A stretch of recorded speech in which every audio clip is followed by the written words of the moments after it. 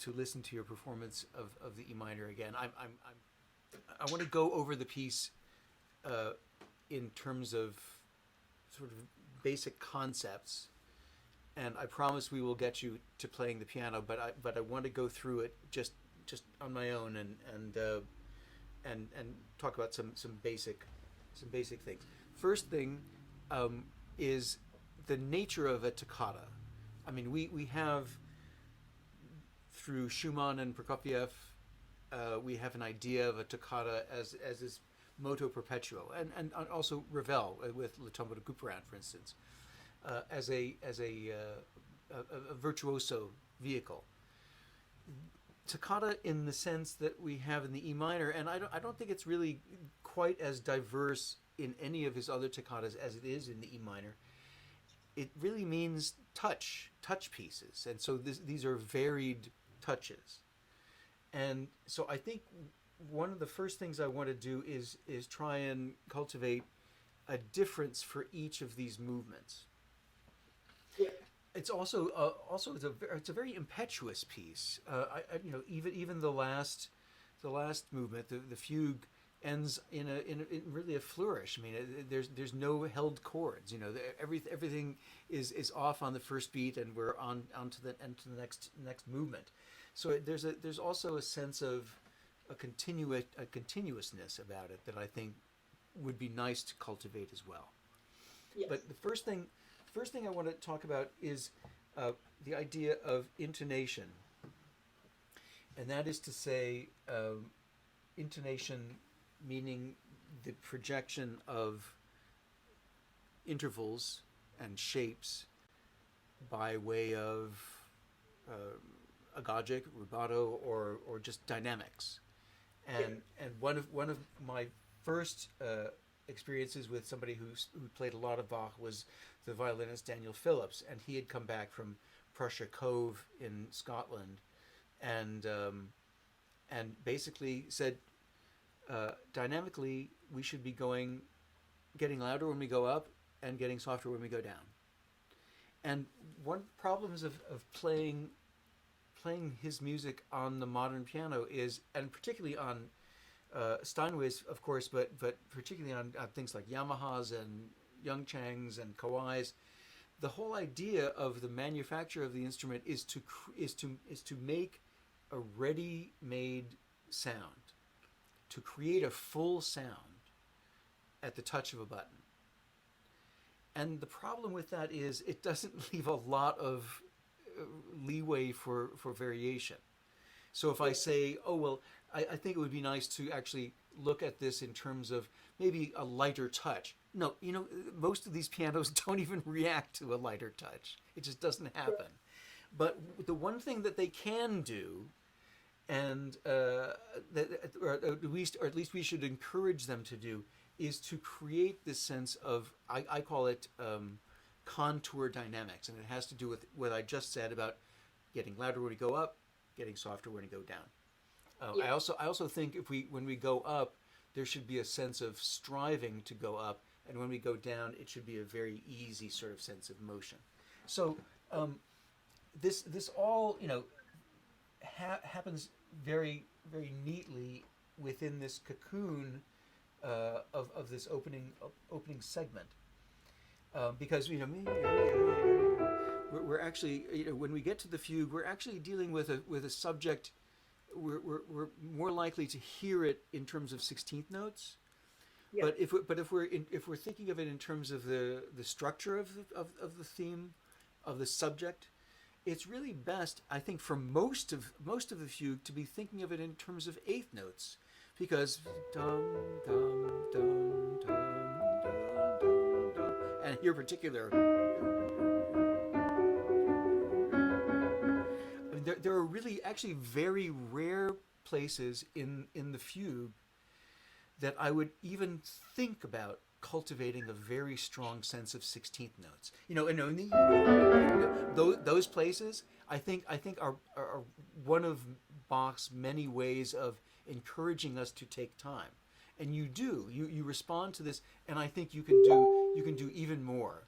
But I'm getting ahead of myself here. But that's to say that we're already dealing with the contour of the dynamics, because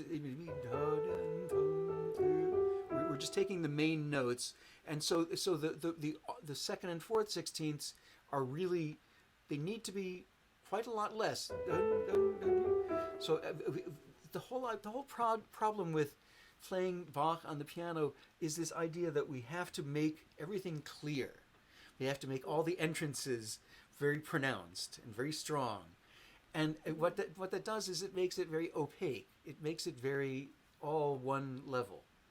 And Yeah. and when we think about dynamics, and in particular dynamics with Bach, we're always told, oh well, we want to do it like the harpsichord, and they don't have dynamics, so we could just do it all at one level. They Yeah. do have dynamics, though. They have dynamics in terms of texture.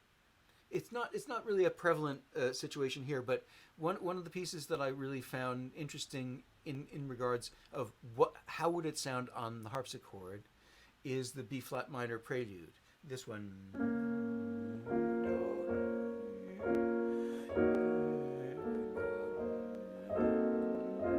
And our idea as pianists is mostly to create a nice, sumptuous, continuous sound. But what Bach was doing was he was writing an eighth note of two voices, and then an eighth note of four voices. Also up to two, down to two, now five, back down. So if we were doing that in modern notation, you would see all these up and down hairpins. The dynamics are there. But so I think it's really incumbent upon us to really encourage them wherever we can. And I know, as tempting as it is, and the E minor toccata is one of my favorites. It's only a toccata that I really worked on, and I fell in love with it, seeing it in a gangster movie. There was a son of a gangster played by Harvey Keitel, who was helping his father collect gangster debts, but also was getting ready for his big audition for management, because his mother was a concert pianist who went kind of insane. She was played by Marion Seldes, a very famous Broadway actress in New York. And it's a fantastic movie. Anyway, but too violent. I'm not going to recommend it. But the piece that he's working on through the whole movie is the E minor toccata. And so I can say that I learned the E minor toccata from Harvey Keitel. Actually, the person who played the actual piano is somebody named James Fields, long departed. He used to be a favorite soloist of Arthur Fiedler in the Boston Pops, and he was a husband of a friend of mine. But yes, James Fields played the pianist who had the audition before Harvey Keitel, and it's a very famous audition scene. Anyway, so I know this piece from Harvey Keitel.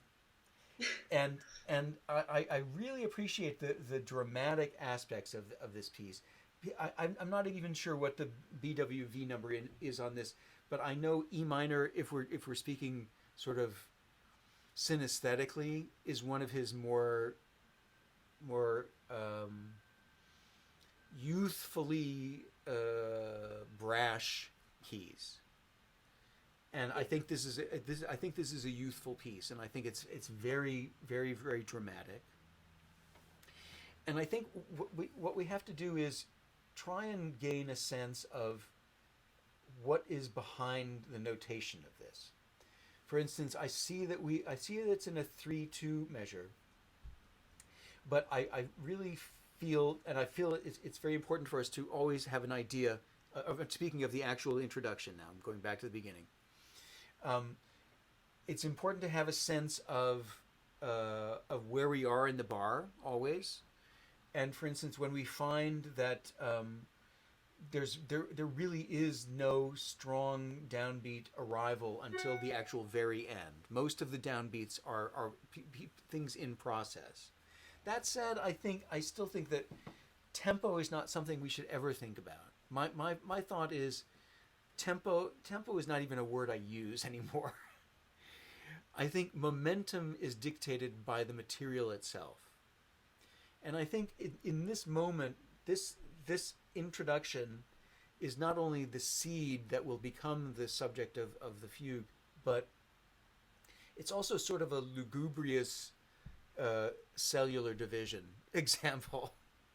It starts out, if we look at it just as it is on the page, and think about it, not even playing it as with one hand, we could very easily do this as one voice. It would be very nice on the cello, for instance. But we also have to immediately take into account, even if we're taking, especially if we're the idea of doing it in one voice, we have to have the idea of intonation and the idea of distance of these intervals. So I don't think it's a good idea to have an idea of tempo at the beginning. I think it's a good idea of allowing the material to search and find its momentum.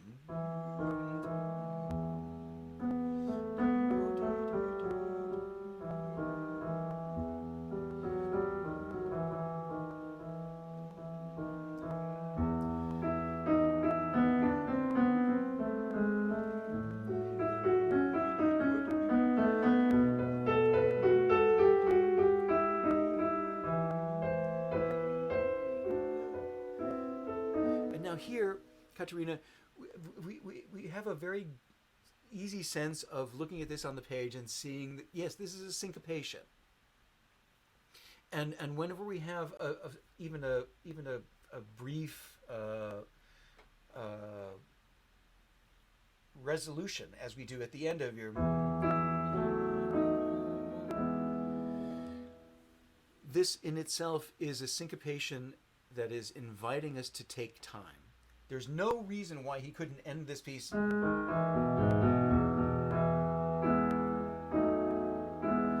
What he's saying is we want to have the sense of two voices vying for our attention. And so even here, oh, sorry.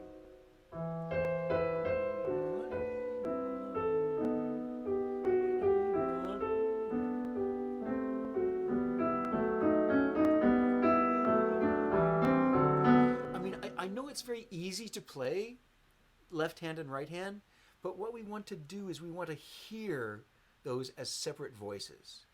We want to always have a sense of voices. And so even though it fits very easily under the hand, and of course that's how we memorize it, is in this pattern, but we always have to have an idea, especially in the simplest moments. When we have two voices, we have to, and particularly when we have two voices in the right hand, we have to do something with agogic to make sure that we have a sense that it's not just one voice, right? Sorry.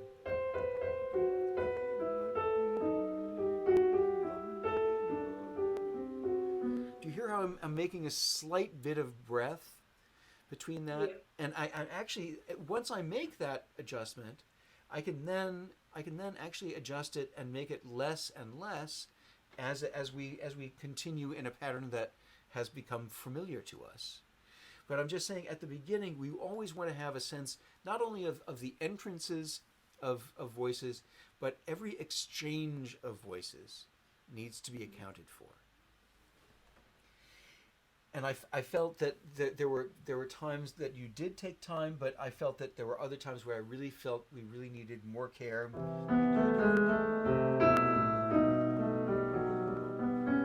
We have to have some more care of the exchange of voices, how we hear that, how we hear it in the ear. And now we get to this my favorite place.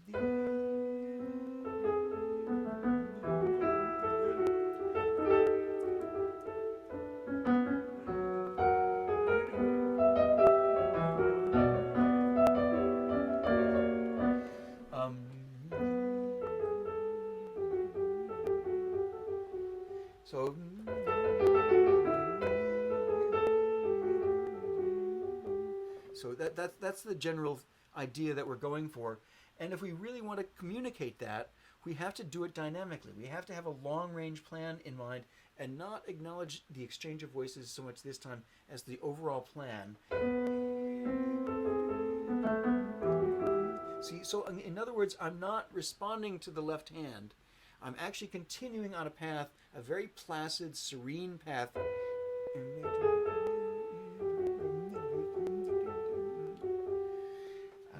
The left hand is doing its own thing.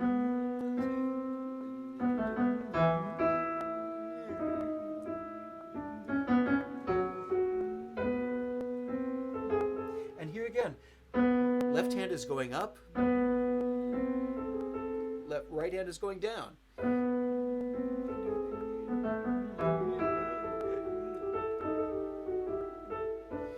We don't have to make the voices work in tandem.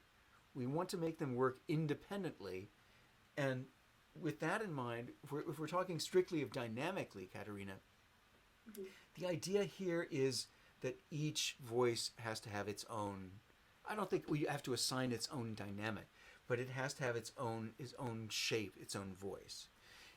Even if we have an idea of this as mezzo forte, that is not to say that every note that we play is mezzo forte.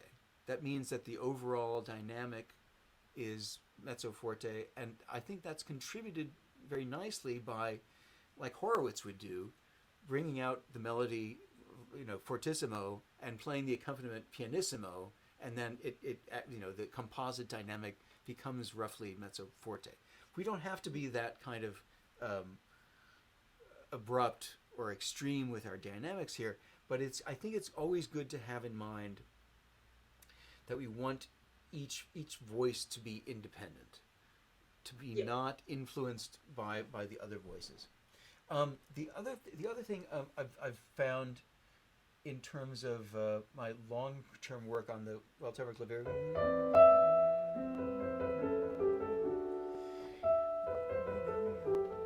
I mean, it's also a reminder of the theme, and I think one of our instincts is to make the faster notes more exciting, but I think that's more of a Beethoven idea. Even in the C sharp minor fugue from Book 1, which is the cross is the first subject, the second subject are the nails on the cross, and the third subject is this stream of 16th notes. And I thought, oh, fantastic! So that's sort of the excitement, that's sort of the electricity. No, the third theme is he refers to it as streams of healing. So they're actually tears.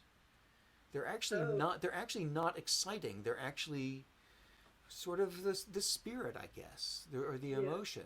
And so here, I have to remind myself, Caterina, of this all the time. And particularly in this piece, because I'm so anxious to get to the fugue, I look at every one of these opportunities as an excitement. But it really is an embroidery. It really is, and that's one of the things we can do on the piano is we can get less.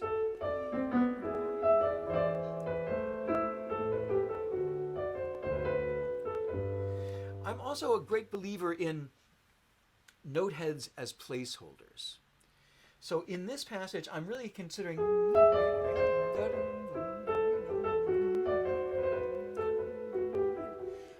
thinking about that. I'm not thinking so much about the left.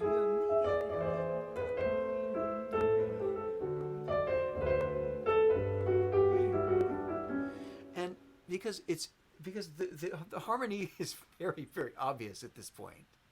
We could always, even if he didn't write it, we could probably make it up pretty easily. But so the idea is that even though it's written as a quarter note, maybe it's a quarter note pizzicato on the cello, so it wouldn't necessarily ring all that much. That's one thing that I find very, very helpful for us to be able to play with, and that is what I refer to as Leon's second law. You know who Leon Fleischer was, the fantastic pianist.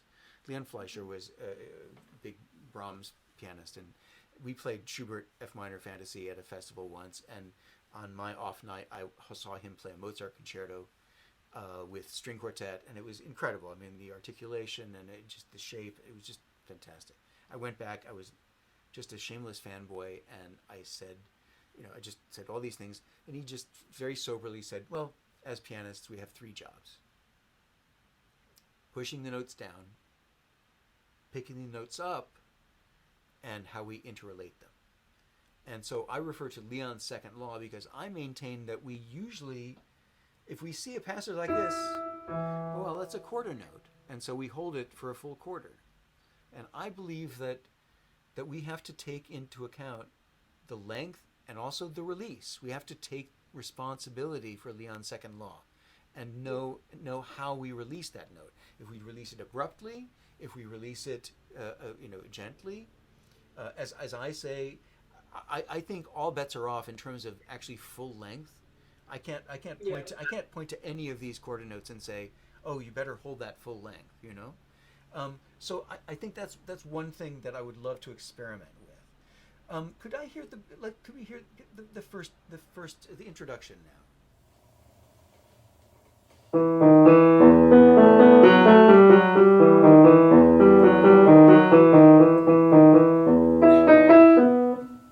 My idea is though that it's quite possible that the piece could end here.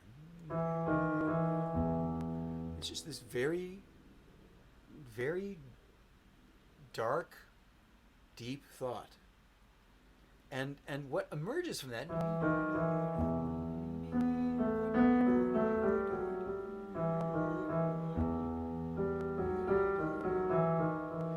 I think we can and he does mark it. I mean, I made a point of saying it could be one voice, but he's very meticulous when he marks for different hands to take different parts. It's part of his thing. And so I think it's important for us to really acknowledge the sonic space between here and here.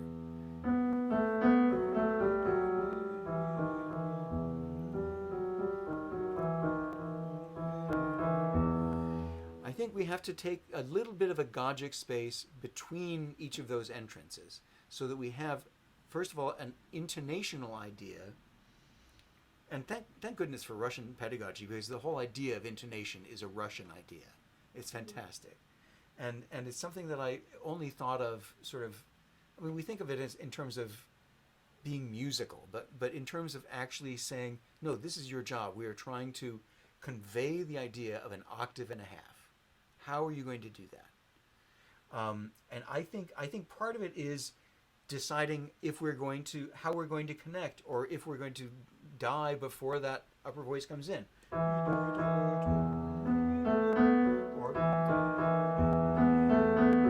it's quite possible where you want to just ring through, to make it a very nice, sonority. If we're going to do that, though, I think we have to decide, and this always drives me crazy because I guess I'm sort of ADD, but I when I see a passage like this that happens the same figuration 4 or 5 times, it really drives me crazy. I really have to figure out a way for it not to be that way. And I think it's too soon for us to get into weird dynamic arrangements. But I think if we have this idea of this primal, this one-celled creature or two-celled creature, and really do this as a search, not as a definition, because after all, we start on the and of 1, and we land on 2 of a 3 bar measure, a 3 beat measure. So first of all, it has to sneak in. So that we can affect dynamically by we can actually. It's another thing that drives me crazy. Whenever I have a repeated note, I always guard against waxy buildup, like we talk about furniture waxy buildup. This is from the 70s. And it's also just easily in terms of intonation. This is an excruciating minor second, and this is a whole octave. So we already want to have. We're doing 2 different things. It's not. It's actually two different functions. then I think you need to resonate until the idea comes to you, to come in with this.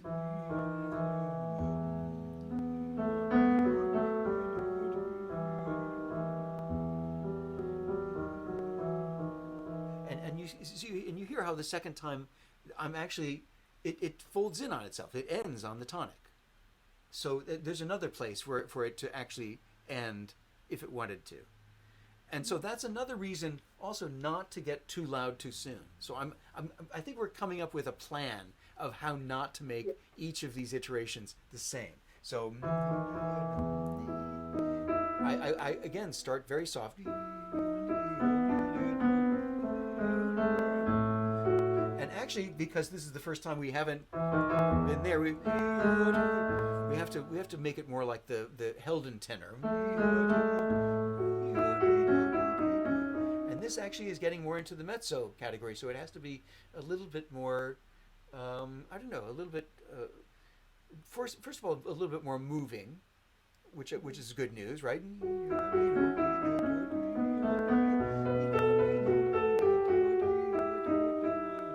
But we no matter what, we have to have at least a sense of arrival on each of those second beats. And now we start again, a new thing.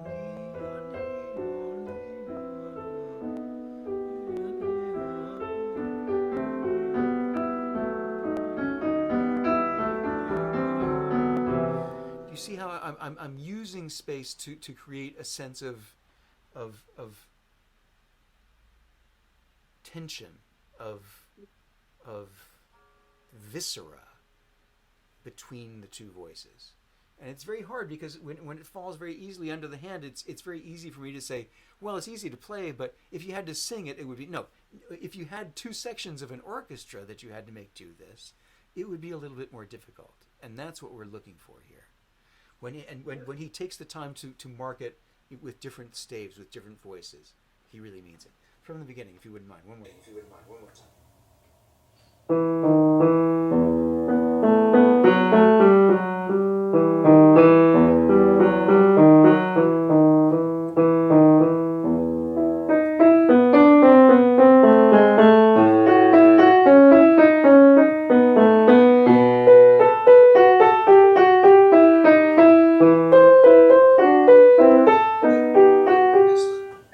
Excellent, Caterina.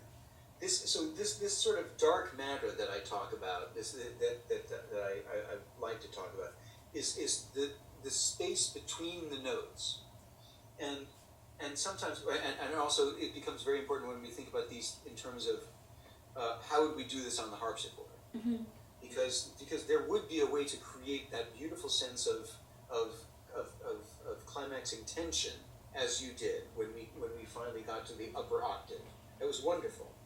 We can also do that not just dynamically, but we can also do it with the space between the notes.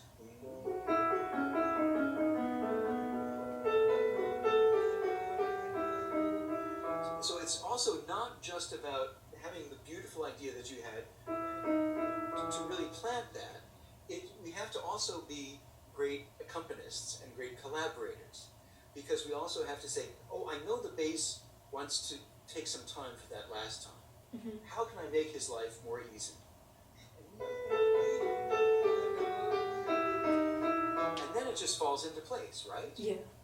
So we always have to not just look in terms of trying to take care of the different contours and all the different intonational issues that we have. We have to look at it in terms of how do we help our friend sound their best. Okay. And when we get into that, then it becomes very easy to make decisions about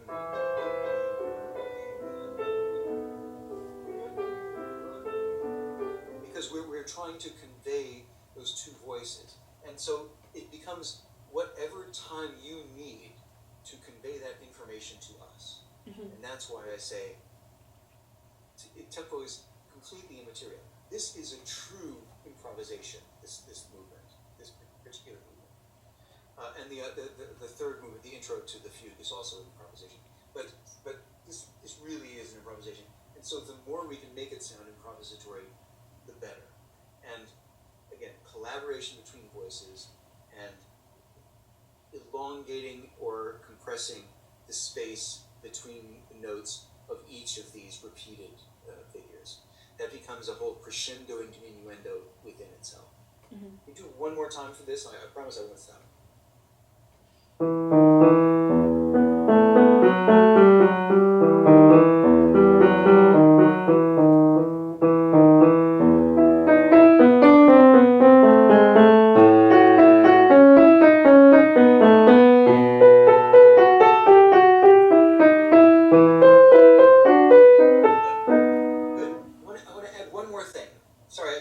I broke my promise. I'm a horrible person.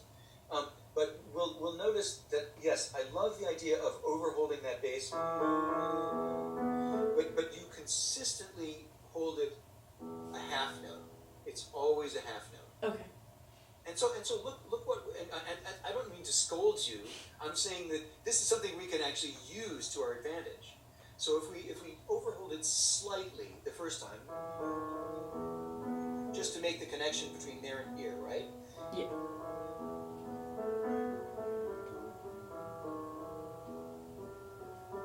I'm not overholding it all that time because Yeah. I'm trying to make this small.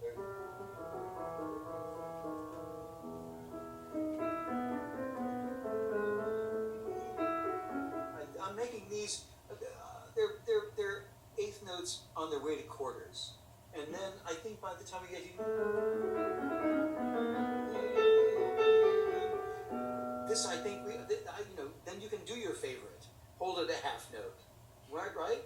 Yeah. But we're actually using it then as one of these parameters that actually changes very incrementally over the course of time, and no one will ever know what you're doing. They'll just know that you're really making it sound like it has some shape. Okay. But it's not just shape of a dynamic sense, it's shape of a long range plan of articulative shape. All of these are parameters that are constantly malleable. Note heads as placeholders. They can be full length, they can be over full length, they can be half length. So articulation is basically duration, is basically what it comes down to.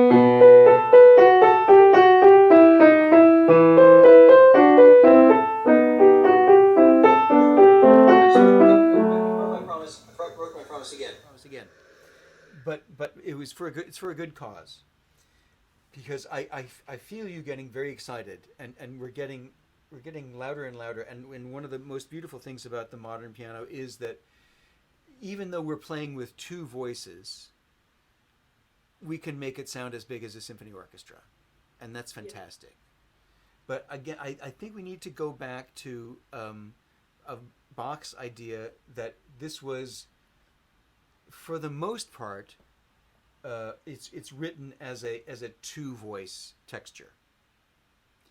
And so even though we get more excited with the harmony, and also we're going up in terms of register, I think you hit that one out of the ballpark.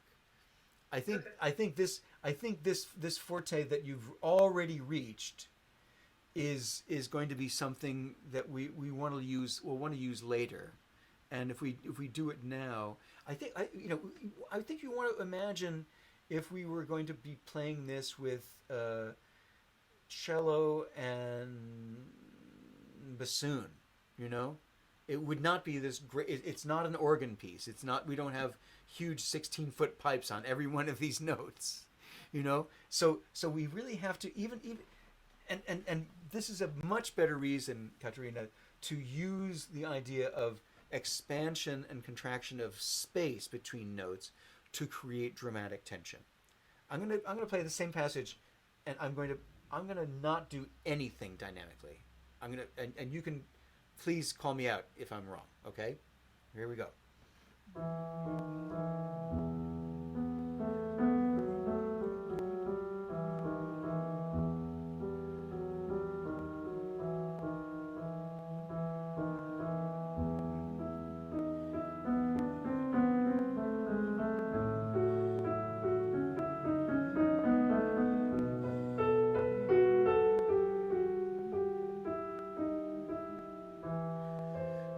I got to a peak there, did I not? I created a peak, but it was all due to space.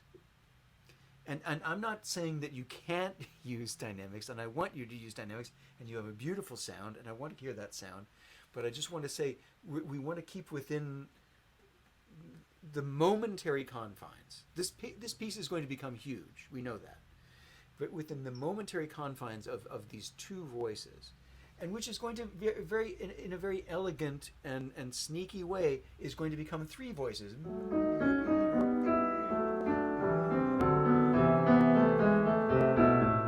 Oh, one hint there.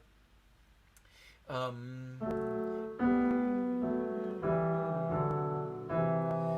um, we tend to look at those as harmonic or as Brahmsian, and we don't want them to be like barbershop quartets. We have to somehow differentiate those voices, and when I mean it's just a habit that I've gotten into. But one of the things that I like to do is decide. I'm going to decide, and then if I want to make that top voice connected, I'm going to make the bottom voice, the momentary bottom voice, less long. You hear that? And now the bottom voice I want to bring out. Do you hear how I did that? Yeah. So I'm altering the length, which is also doing it's creating clarity contrapuntally, because I'm trying to find a way to acknowledge that they are separate voices, and I don't want to do it by I want to bring out that voice, or I want to bring out this voice, because there's no time, and we don't want to be distracted. We want to be involved in this give and take between the lower and upper voices. That's where the drama is. So, but because we're involved with the drama, we don't want to abandon our responsibility of creating clear counterpoint. So let's say we want to do the opposite. Maybe that's better.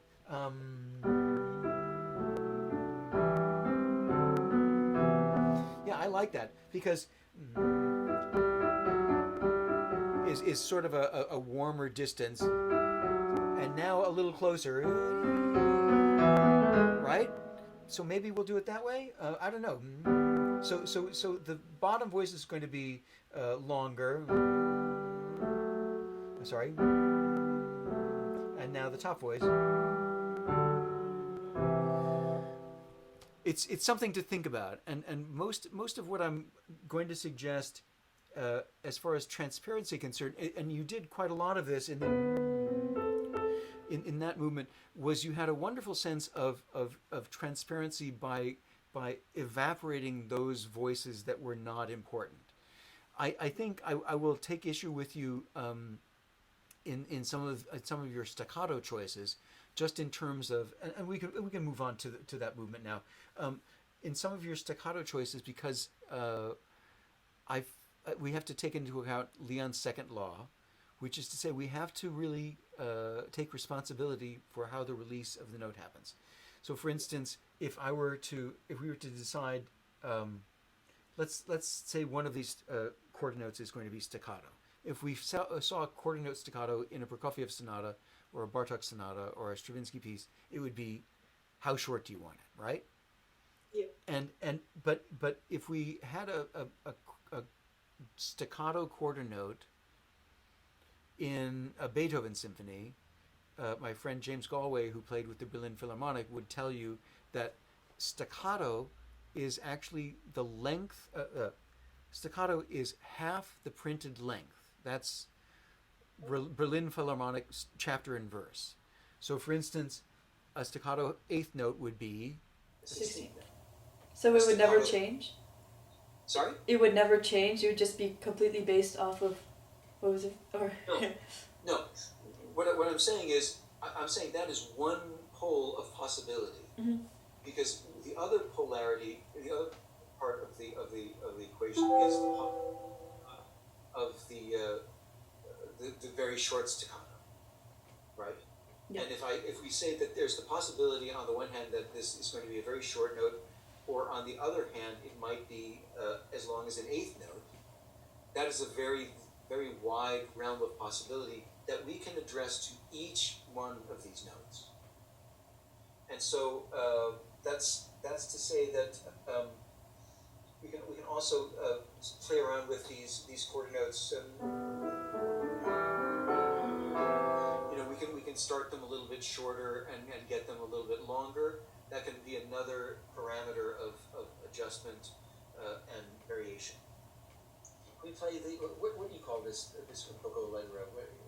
Yeah, I have the un poco allegro too. Fuggetta, or what do we call it? The allegro. Yeah, okay.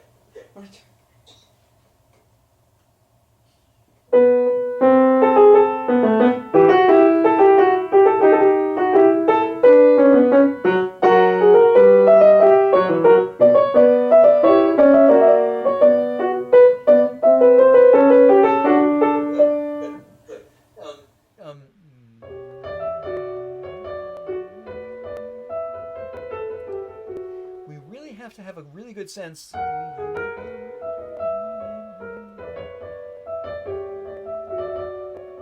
We have to have a really good sense of what we do with the notes after the tie. There is a tendency to want to pick up the sound and rejuvenate it.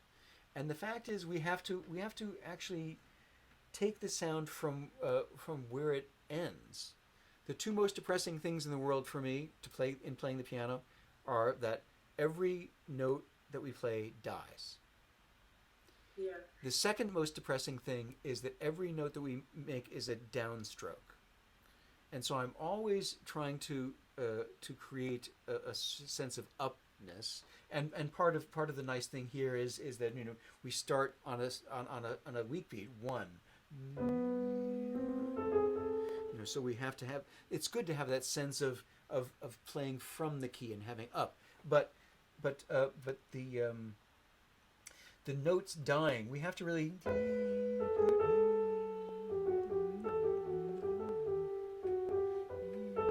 We also have to keep in mind the overall trajectory is. So it's not really ever rejuvenating. We don't want to rejuvenate the sound. We just want to have a continuation of the sound. It becomes more interesting. So we have to have a sense. We have to pick up from the death of that note. We can't start it over. Right? We can't rejuvenate it. We have to listen to the sound.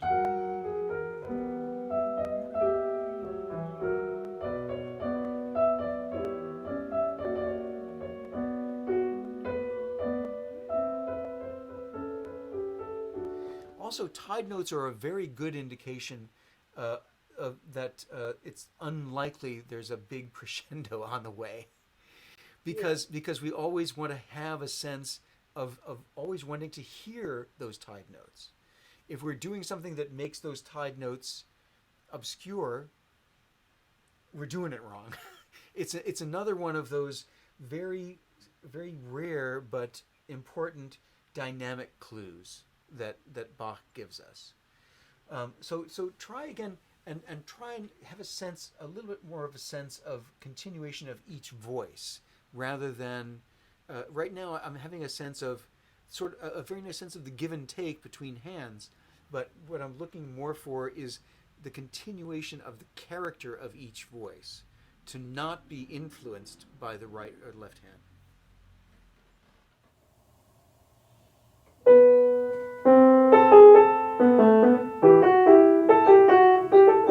There's another intonation thing. The minor second is the most excruciating interval there is. If this was a major second, I think you would have a very good case for, because that's a forthright melodic step. This that's never going to be. Yeah. It's never going to be that.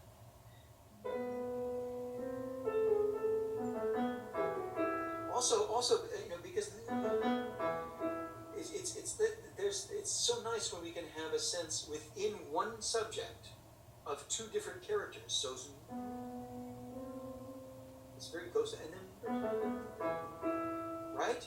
Yeah. So it's like there are two different subjects in one, and so I think it's very important that we really acknowledge the truth of each gesture, not just say, well, I want to establish a dynamic for this voice, and so that's going to make it clear. We have to establish the truth of every gesture. So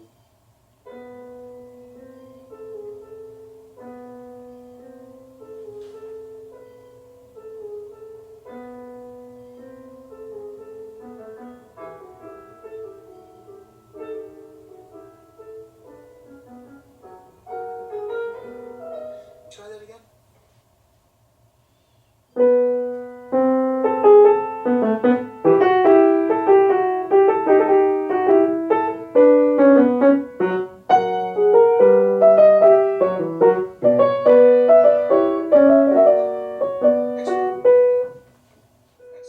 Excellent. Um,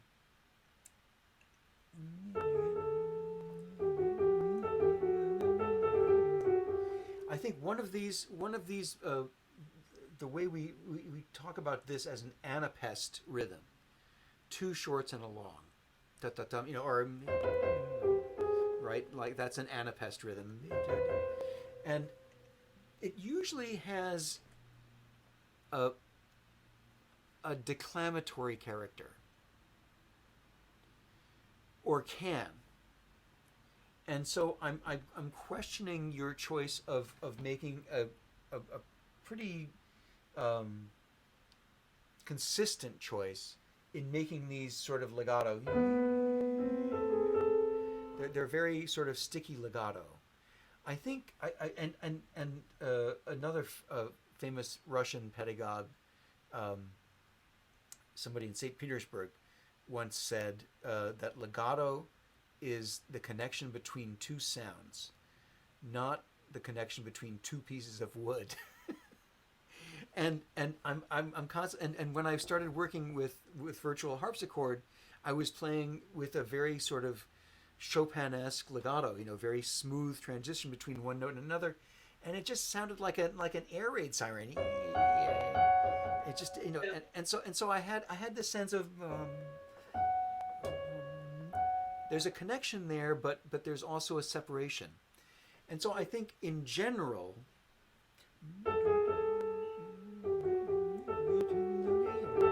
I think this is definitely more melodic, and so is this. But I think these two.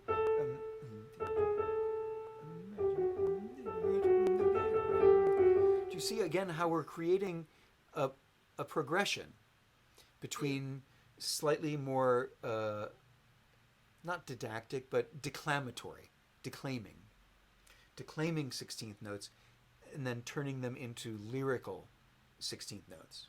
Can we try this one more time?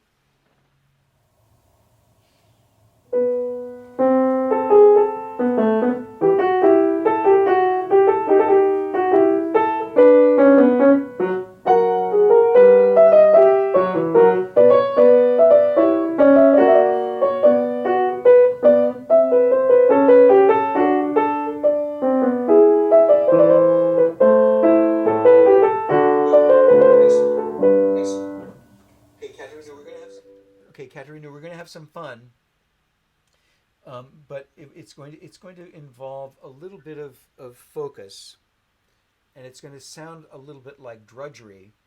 But one of the things that is nice to create is sort of the bones of our rhythm, and it comes in very particularly handy when we are when we're learning something very difficult.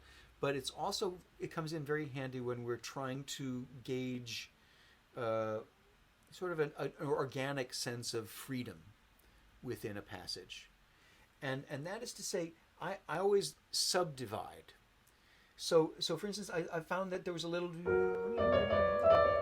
bit of instability there and it was a physical instability that caused you to rush those 16th notes. And so if we create a little bit more bones in that, we can actually count aloud in subdividing. So in other words, I'm going to subdivide in 30-second notes.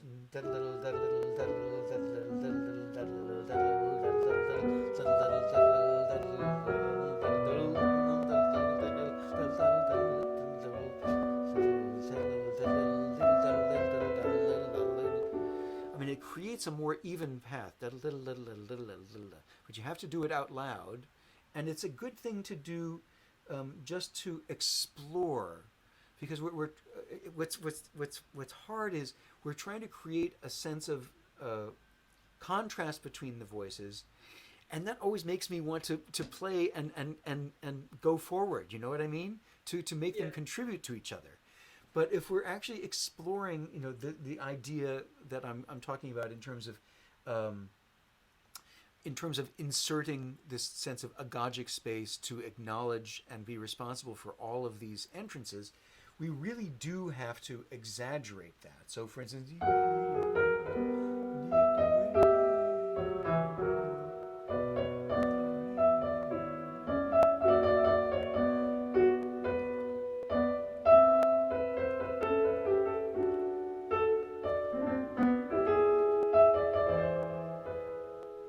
pedal fell asleep.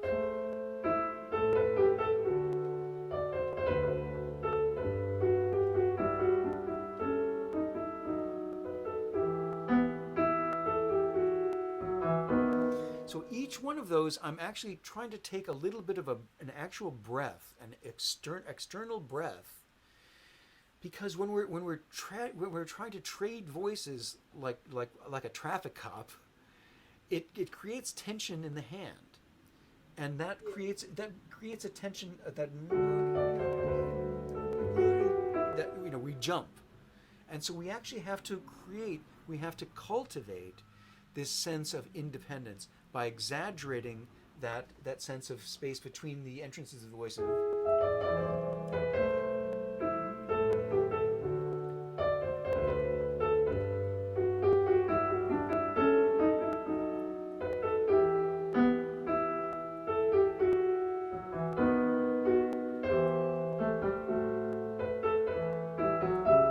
Sorry.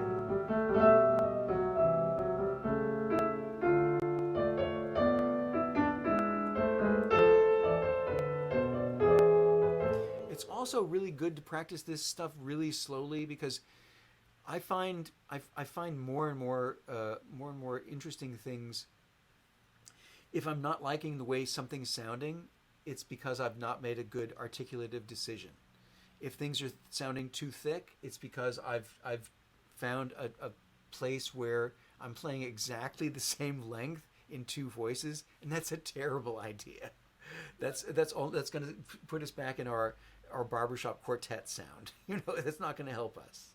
So it's really good to, first of all, to be able to exaggerate that sense of space so that we can work that in and work out the sense of relax the hand now and play softly.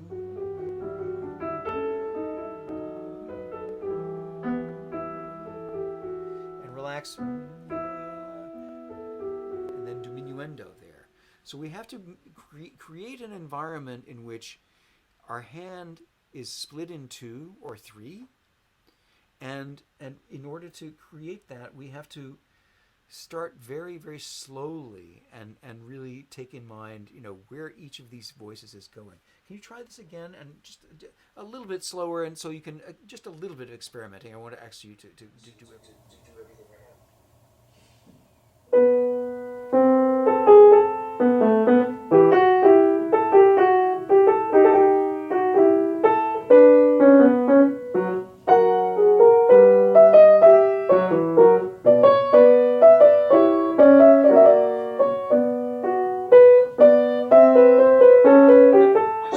Watch your Caterina. That's a tight notes. And also, it's a good opportunity, if there's a tight note, that's a good clue that's probably a good place to do a short upbeat. So, Okay. well, you're basically just following, right? Yeah. Try from there or thereabouts.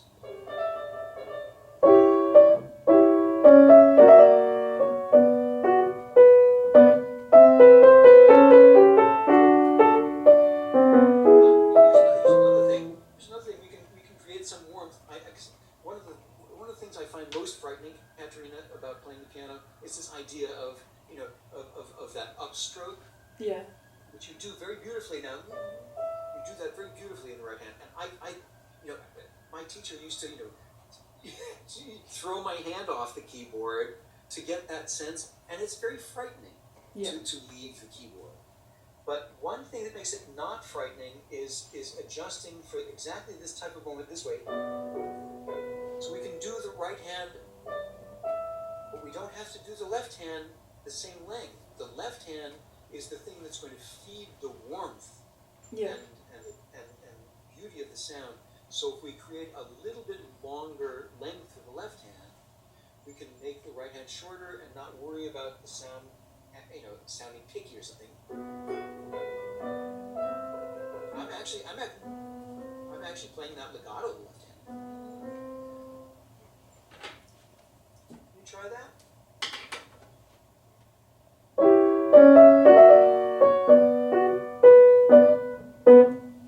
I know. Oh yeah, that's different. Here, Caterina. Here's the most. Here's Caterina. Caterina. Here's the most difficult skill in playing the piano. Watch. Yeah. Tapping your head and rubbing your belly, and you have to be able to do it the other way too. This is harder for me, because basically you have to train your hands sometimes to do different things. Try that once more. I think it makes a very nice sound, doesn't it? Yeah. Yeah. Right.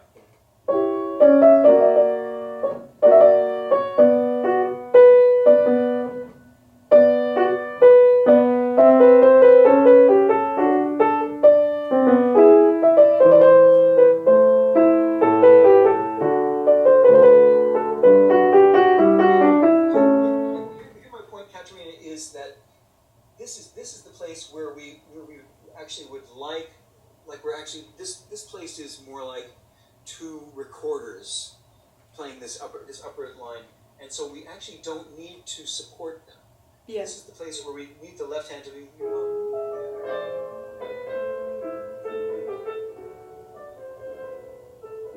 So all of the legato type connections that we're making with each voice in the right hand need to be contrasted by a much more detached. And the more detached the left hand is at this point, the more your beautiful legato can sing out in the right hand. Yeah. You don't even have to bring it out. It's just left. It's the only voice still singing. So by all means, can you back up just a little bit and try that?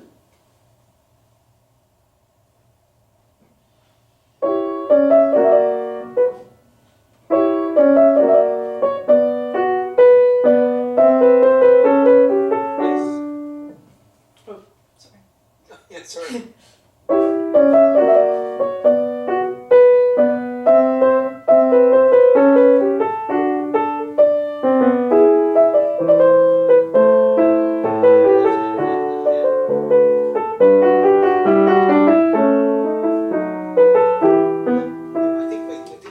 We want to get away from the idea, and this is some great teachers have always given me this idea that, for instance, like if we're playing a Rachmaninoff concerto, we should always have a sense of sort of the pillars of the sound, so that we have the melody and a consciousness of the bass at all times.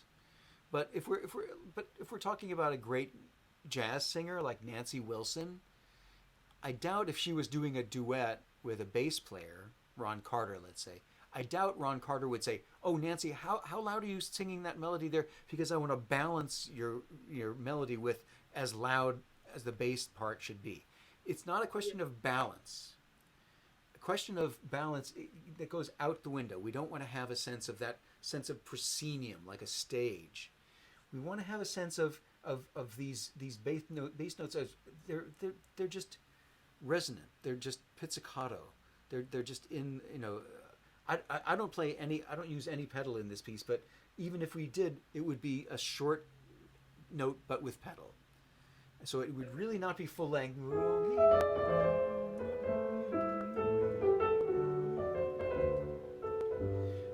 The shorter we make the left hand here, the more time we have to really mess around with the absolutely microscopic little dynamic things that we can do. If we're constantly working, there's no room for us to be flexible or expressive. Yeah. We don't need to balance the sound. We need to just facilitate the sound. It's again what I was saying before about looking at all these voices as if they are collaborators or accompanists. That's what we need to do. Try from this place once more.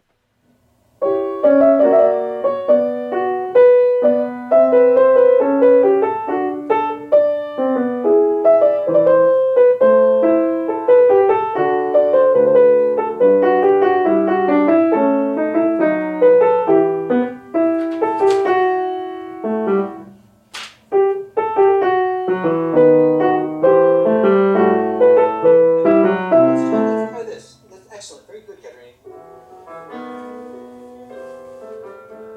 Let's look at that tied note and actually make that the main attraction, because that's really just going to be a sigh, really, but it's going to, it starts out strong, but it goes down.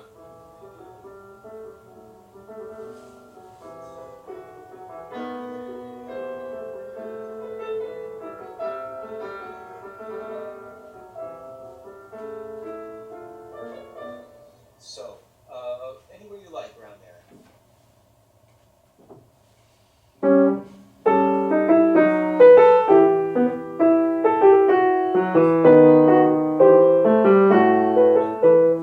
There's no rest here. You're making a rest. You're going, there's no rest. Okay.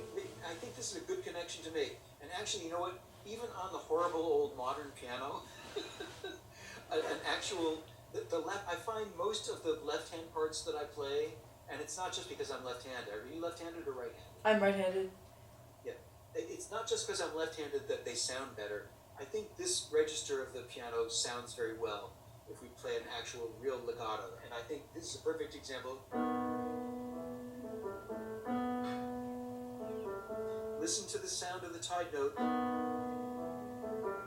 connect to it, and determine the sound based on the tied note.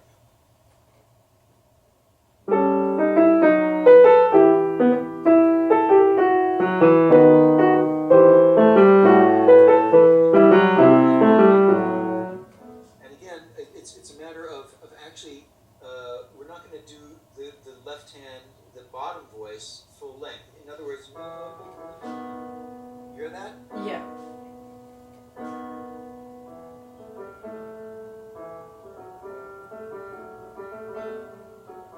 If I all of a sudden decide that the only notes that I'm going to play legato in the left hand are the melody notes, then all of a sudden it becomes a very easy decision Yeah. to say, okay, this is going to be long on the top, short on the bottom. Short on the bottom, long on the top, short on the bottom.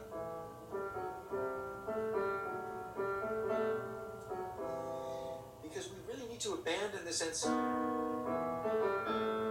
because we, as pianists, we have this wonderful sense of, oh gosh, I get to play an octave, I get to play a fifth, oh great, it's so wonderful, I make a nice big sound.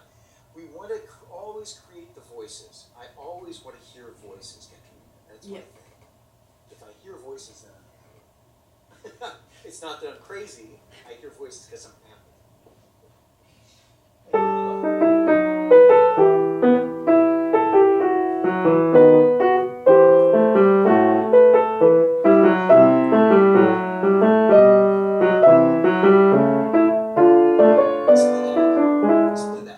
Isn't that something? Yeah. I mean, you don't have to bring out any voices, do you? I mean, No. they're just there, right? This is a huge thing, Caterina. Is my idea of, I call it selective evaporation, and it has to do with what I mentioned before about note heads as placeholders.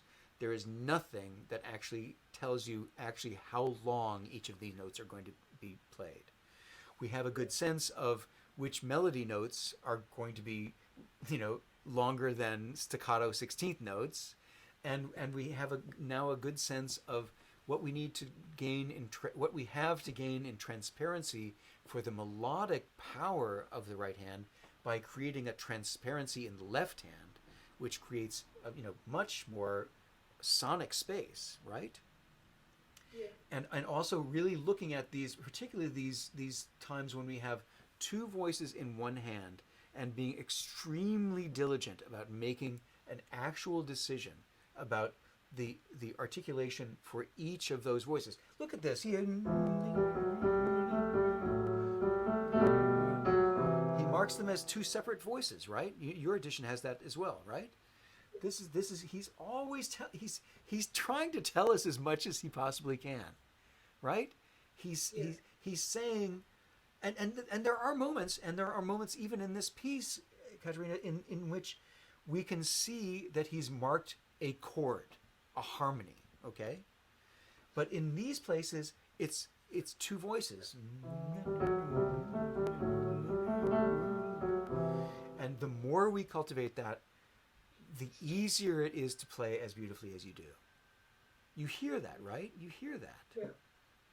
It's just, and the wonderful thing about it is there is no limit to the variety of what we can do when we acknowledge that possibility. Because other than that, before that, it's just presenting his wonderful notes. Yeah. But if we actually take his cues in mind, take his clues in mind, we can actually sort of see what he wants us to do with this, and it starts explaining itself in a nice way. I'm still going to try and convince you that this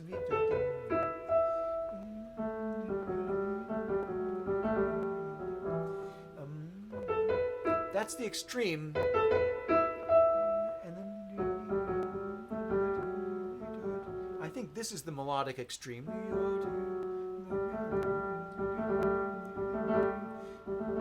We have to, even if we don't do them separate, we have to really be very careful with starting the first one softer. It's never going to be, never. It's always going to go towards the anapest. It's never going to be ba-ba-bum. It's, I mean, if he wanted it, he would write it on the downbeat, right? Ba-ba-bum, ba-ba-bum. To have that always that sense of the bow to it. Can we hear a little bit of the end of this? So maybe from...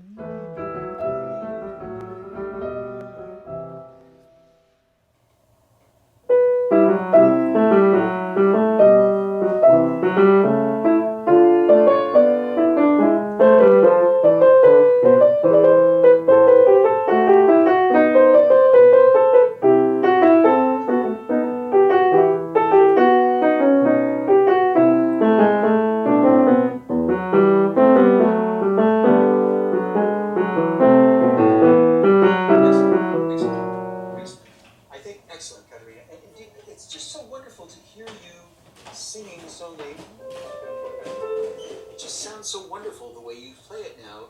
And it's not that you weren't playing it beautifully before. It's just that you're leaving more room for it to sing. Yeah. You know what I mean? Mm-hmm. And it makes such a huge difference.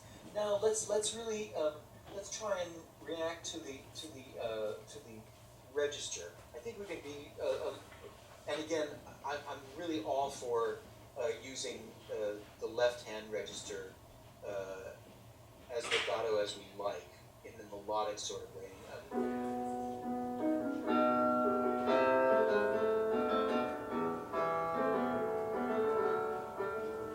Sorry.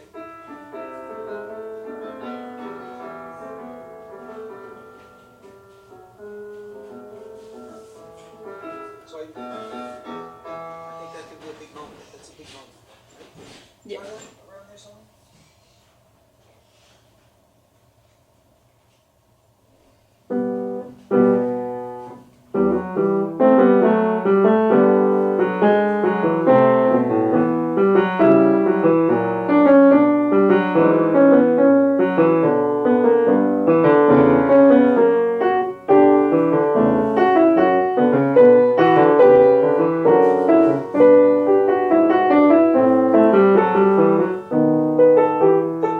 Always keep in mind, excellent, Caterina, keep in mind,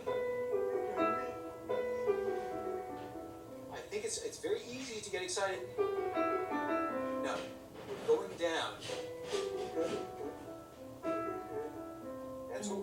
That's our job.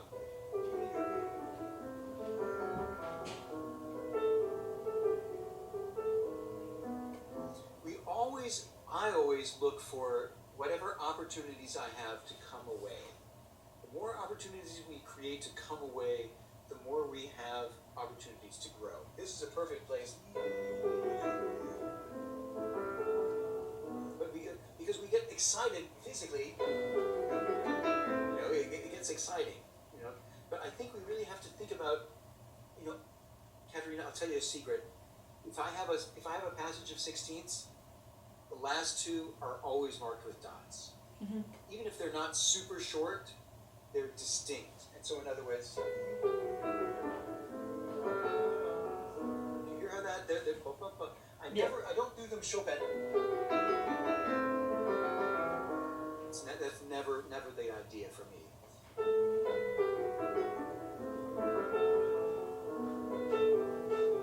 hear how that goes? So that creates another sense of definition. Not accenting, not anything, but just definition. We try this end somewhere. Where's a good place?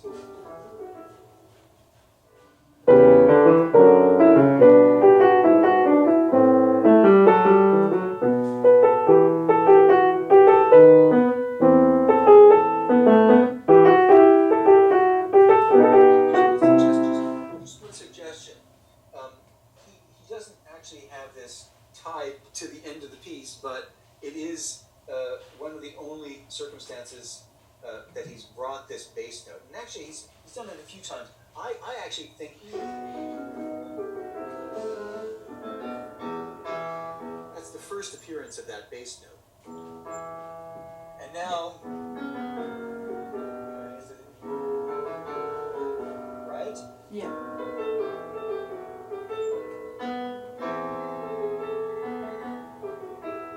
I think we have to pretend a little bit that that's the last bass note. Okay. Conceptually, that's the last bass note. And for me, that's a good vote for giving a nice, strong attack to that one. Can you try it?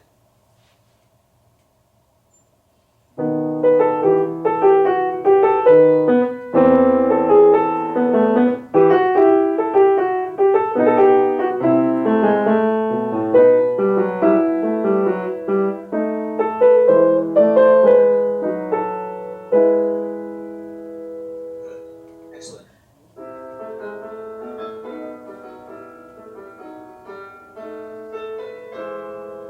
This is actually a very excruciating resolution. And I think it doesn't matter how loud it is or how soft it is, but it really, these chromatics, and especially these repeated chromatics,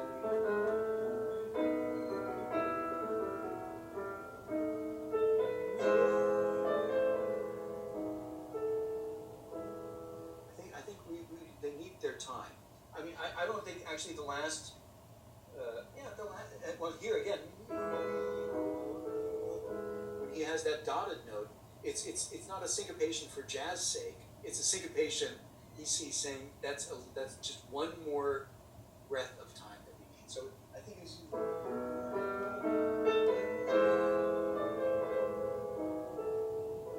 something like that. Try it again from the end there, let's.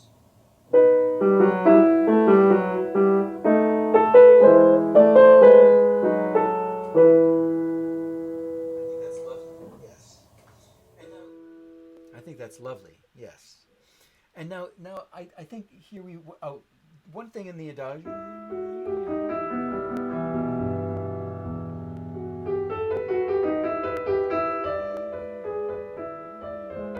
Again, keep in mind the exchange of voices. I know none of this is very technically difficult, but I think it's more difficult when we look at it in terms of how he's marking it in separate voices, as separate voices. The most particular place fun.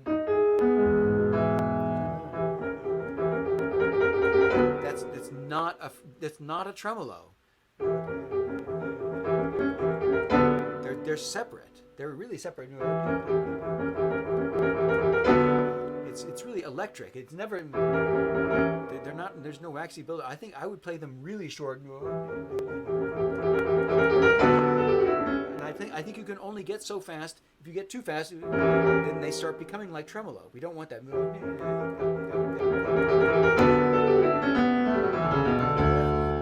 And here's one of those great things about Leon's second law. I think we really want to rip that note off with no equivocation. We really have to wrench it out of the keyboard. It's not just a matter of playing it at a certain length. It's really, I think, go to the bottom. Yeah, this is a very vocal moment. Yeah, that's another great vocal sort of thing of Bach. It's not a melodic thing so much as a kind of a caress around the like a fiddlehead fern. Kind of coming an embroidery around that A. It's not right. We don't have to look at it as a melodic cell note per note. We want to look at it as that gesture.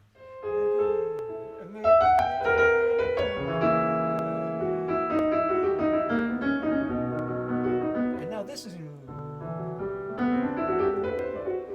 I think here it's worth actually doing this with both hands. You hear I'm doing a little bit of a Gogic space, not space, but sort of stopping on the main note, right, left.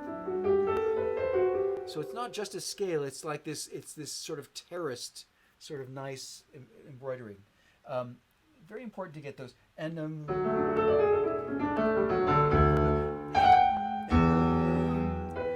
I think we really have to be unequivocal about that. You did that last one very strongly. I like that very much. Now here these are still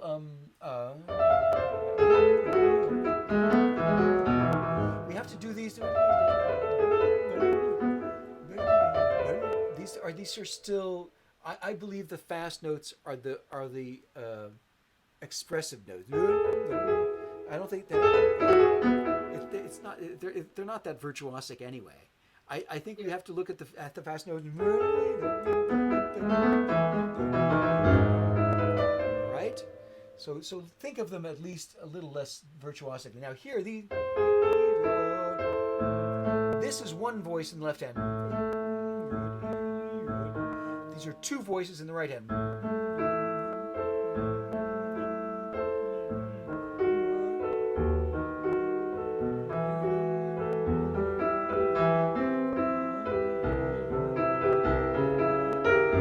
Do you hear how I'm injecting just a little bit of space between the two voices of the right hand?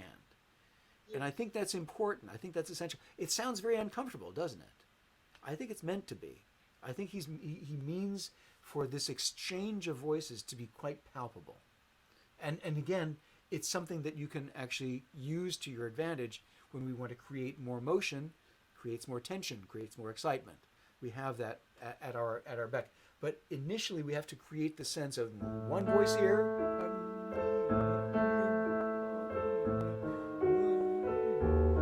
one voice in the left hand, two voices in the right hand. Okay? You'll play with that? All right, so let's hear this fugue.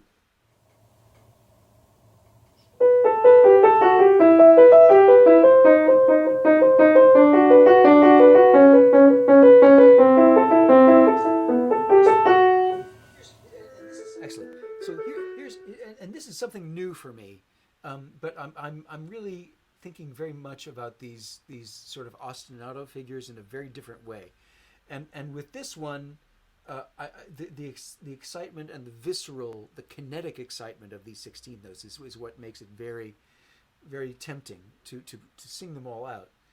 But I think if we can either say this is an early work, and so this is sort of an homage to Vivaldi.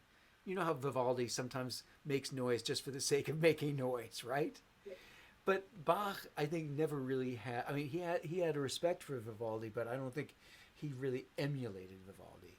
What would we do on the harpsichord to create a sense of differentiation? I posit that in these passages, I think that I think these very much. Well, first of all, the most important part about my new thinking about ostinatos is that this is we're not pivoting back and forth. I'm actually going up and ending in the air.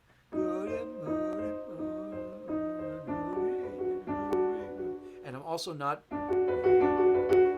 pivoting and going back.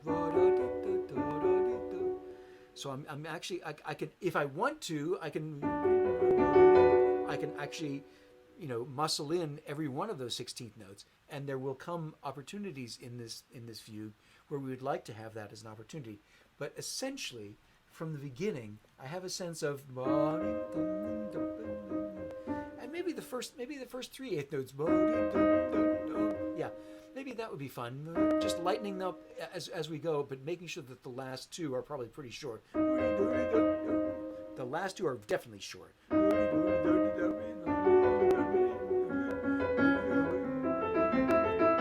And so that one we have the opportunity of.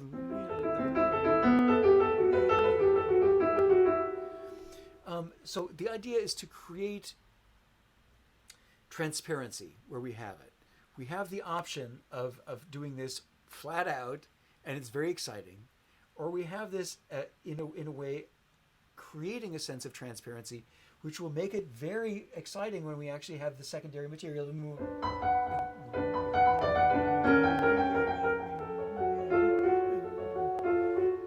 We can't play that. We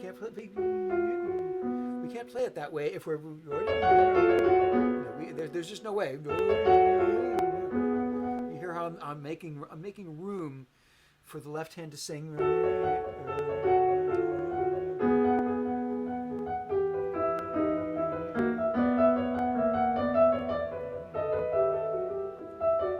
The other thing that I'm doing is I'm actually not beginning that figure right away, fast and loud. I'm actually thinking about that first strong beat on the third beat, or even if I were going to do it slower than that. Do you hear how I've got an idea in mind? But I think you can actually let her rip once we actually make that octave happen. But then I actually have to practice it, so I'm actually jumping off the keyboard.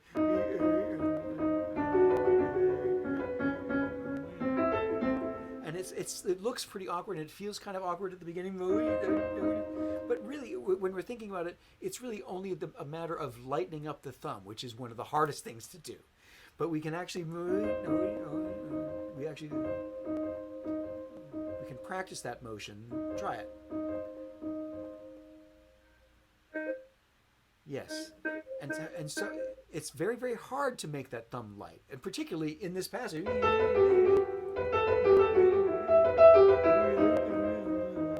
But we can hear it. You can still hear the thumb, right? Yep.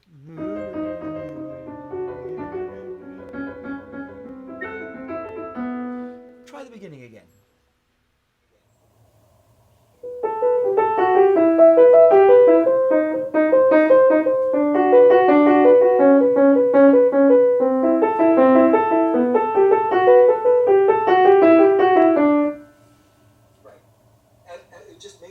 It's very, very hard because we're so to the excitement of every note of this fugue subject, right? I think you can really blast once you get to that E.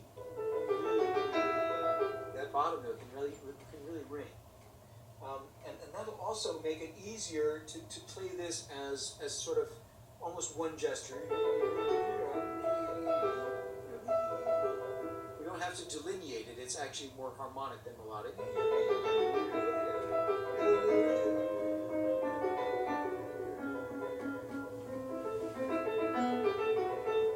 You know how all of a sudden that figure and this figure become malleable. They become whatever you want them to be. Try that once more.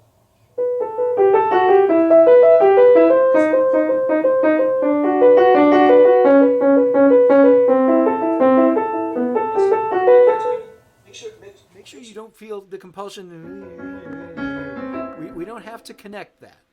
It's an implicit connection. I think it's really to our advantage.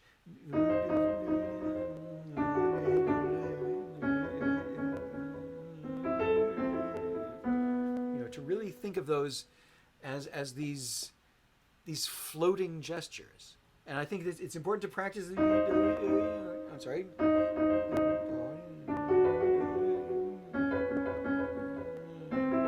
Because you hear that? You hear how my thumb was all of a sudden, too excited.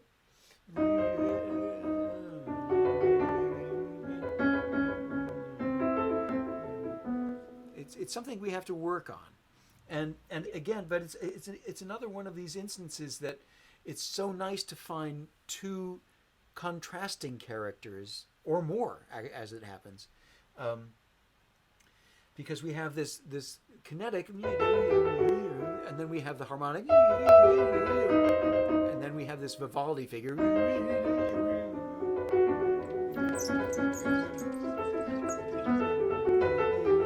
And then we have the resurgence of the intonational figure. Can we try it once more from the beginning?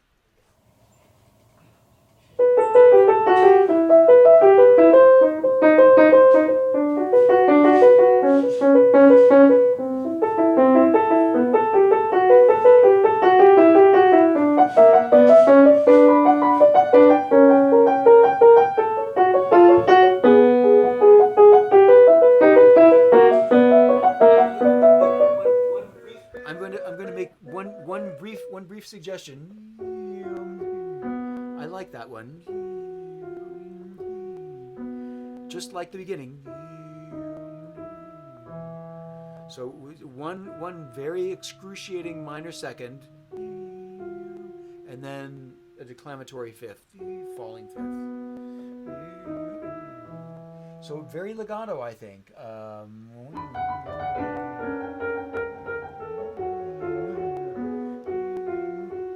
One is a fall of a second. I think it's worth making that legato thing, and it's very hard. It's one of these, Caterina, because we're playing the right hand somewhat articulatively, and so but the more articulate we make the right hand in that moment, the more legato we can make the left hand, and that sounds nice, right? Yeah. Okay. Try anywhere you like, and I think a little bit slower so we hear this sound, and try and create two different sounds for each hand.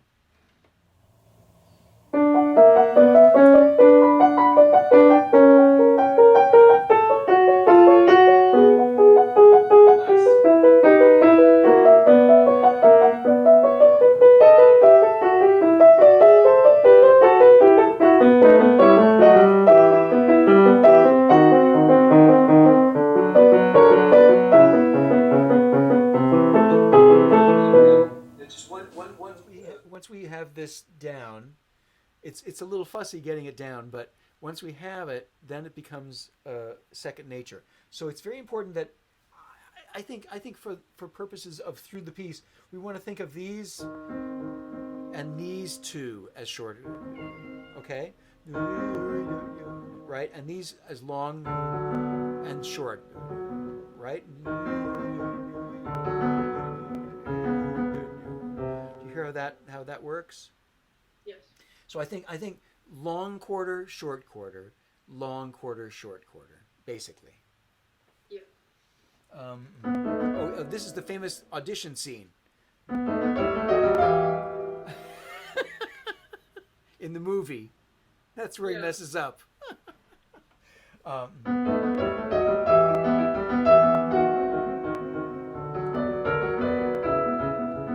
And here again, we can differentiate our two voices. Our top voice can be legato. The bottom voice needs to be a little short. And I think here the thumb needs to be longer. And then, because this is the theme, the lower voice needs to be longer. Okay? And there, here it is on the top.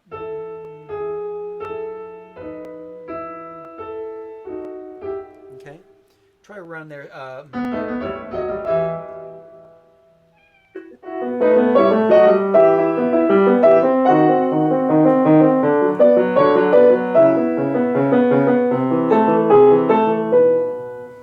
going to grab your arm and take it off the keyboard, because I want to have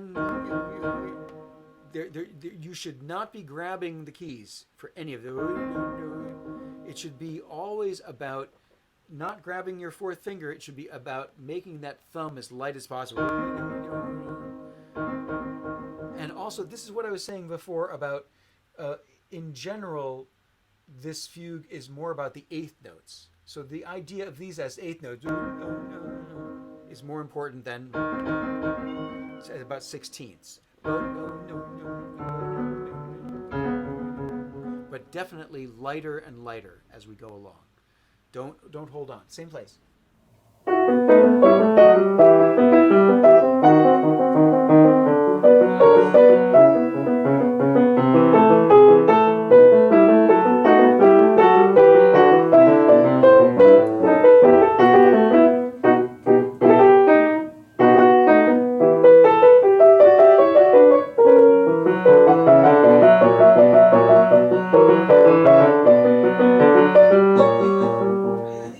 I think you leave out a quarter note there. Why? Count with me. 2, 3, 4, 1. Yeah, you definitely leave out a quarter note there. You did the in your audition also, and so very important to look at this passage and say, well, it's doing that same thing that it did before, but it's now even a quarter note longer. So that's an even better reason to begin this little pattern even softer. So in other words, even as exciting as this, we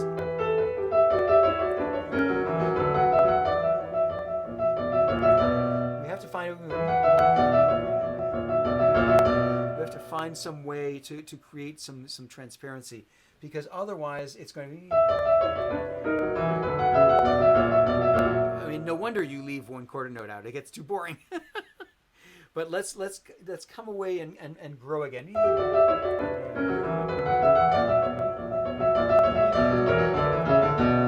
try around there somewhere.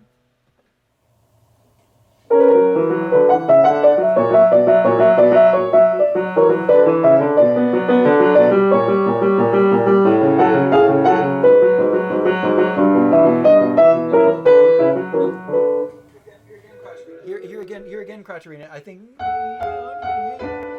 I like the idea that you're playing that very strong. It does not mean that you have to play the left hand any stronger. The right hand sings longer and sounds longer.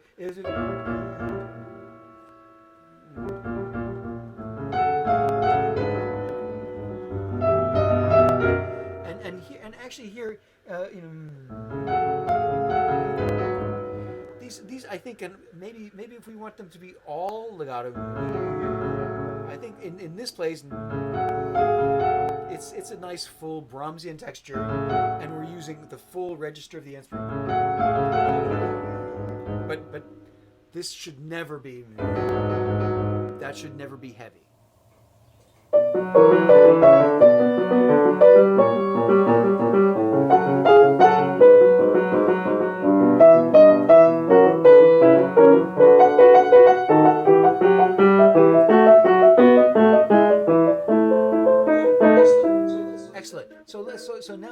guess what? The cello player gets a solo.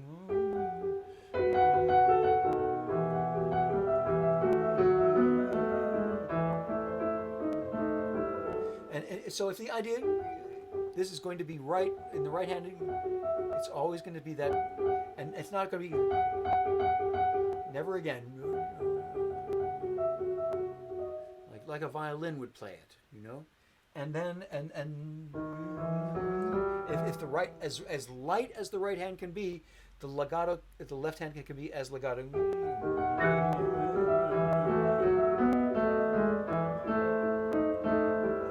And now here, finally, this is all about the 16th notes. Finally.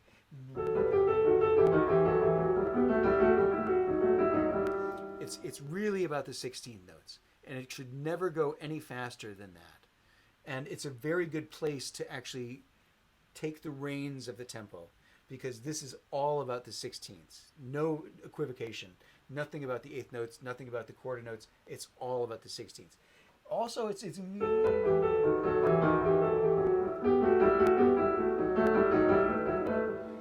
I do things like what I call shifting the spotlight. So I have this idea of,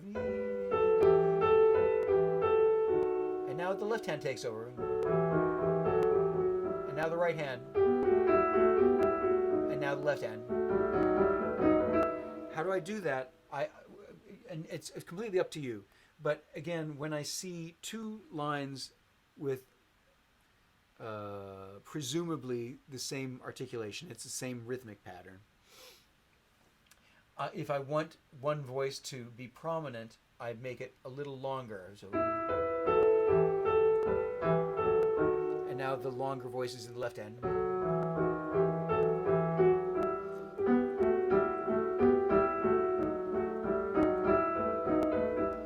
And what that does is it just shifts the attention a little bit and makes it sound like there are two voices going on. I don't expect you to do that now, but do you see what I mean? You see what I'm trying to do? It's something worth exploring, I think. Now this is all good. Yes. Now and then the other place, Caterina, that's all about the 16ths is yeah.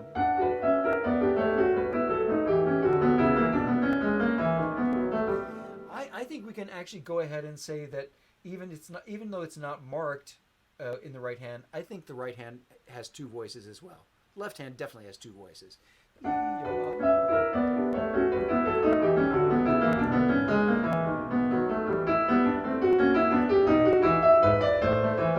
And there again, as I say, it's all about the 16th notes.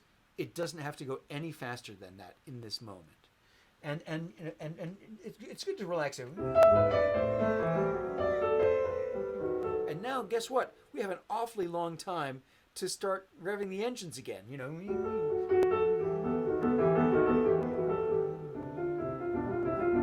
This is still, in a sort of a dolce register.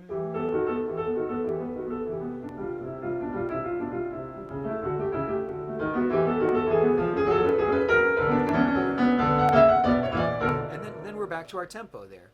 But you see, he's making all of these other clues by virtue of texture, two voices very close together in a melodic register, and then widening and these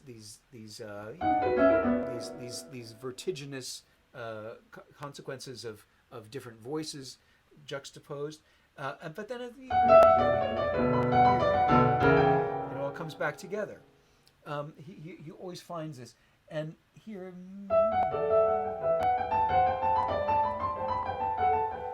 these are all good places for this is good quarter note action.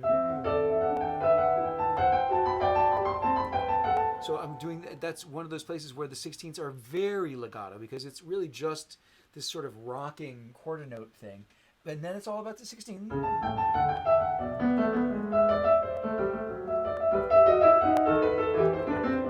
Now here, Caterina, it's all about register, and it's not enough to say, oh, they're all different voices now, but we're trying to create a sense of the registral shifts, these octave shifts, and that's his way of saying we want to make these harmonic events, which are happening twice as fast as they have been, we want to give them time. So he's first of all giving us the.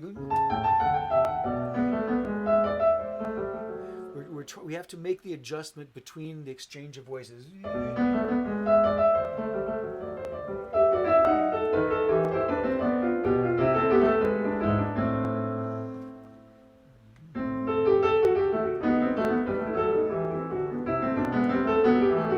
And here again, even though it's not marked as separate voices, we've been here before. This is probably going to be a little bit more impetuous because he hasn't marked it as separate voices, but we still have to keep in mind that we're going to have this excitement, this kinetic excitement between voices. Where's a good place to go so we can get all this? Is that an okay place to start?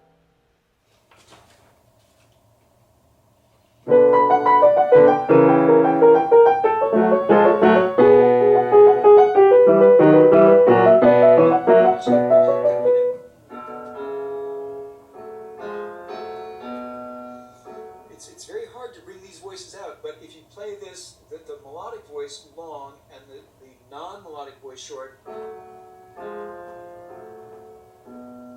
you don't even have to play it that loud. And again, sorry.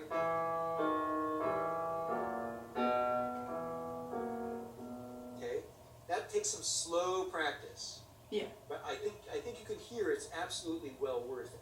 Yeah. And it's going to make things a lot easier. And again, you'll find you don't have to bring out anything. You just have to evaporate the things that are not important. Let's do that once more.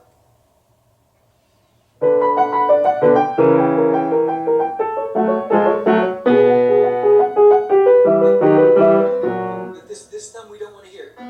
That's completely immaterial. Pinky, we need the pinky. Right? Yeah. Once more.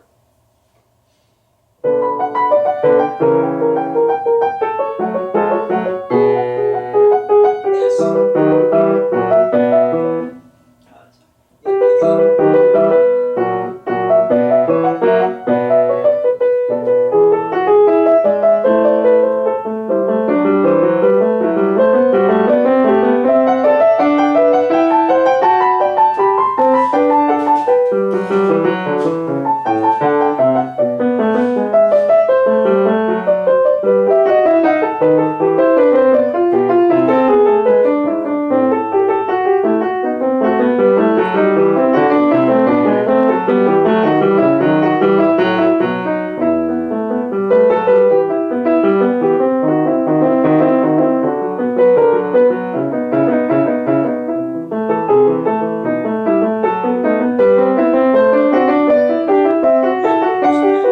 Here's one more thing. I like to turn these quarter note sequences into half note sequences. So instead of I want to sorry.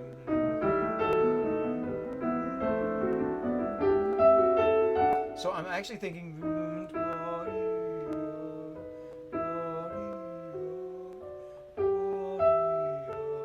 you hear what's going on there?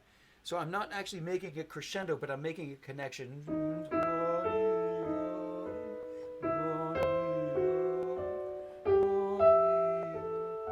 So I'm actually sort of evaporating two voices by two, and that works out very nicely with the left hand, just accompanying.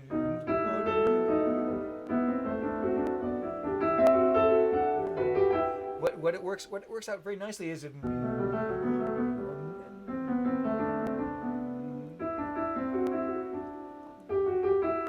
if we inject that little bit of space into that exact space each time, then we have a sequence of bigger blocks, which I think is always a good thing to cultivate. So from here.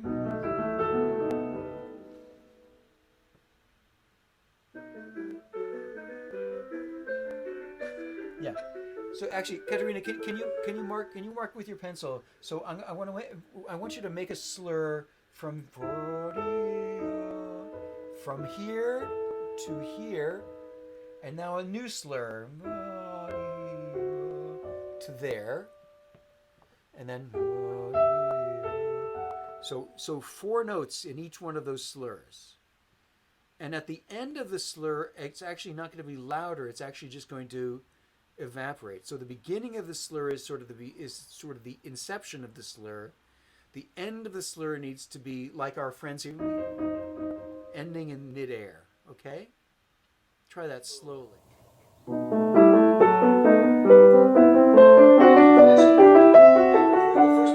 First connection we have to have. I'm actually connecting all of these notes.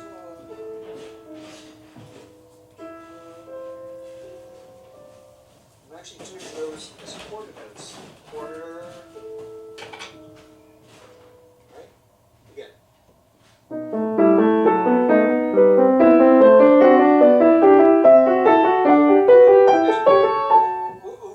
Overhold it. So it's going to be long, short, long, shorter, long. You hear how that's going? Yeah. Yeah, same.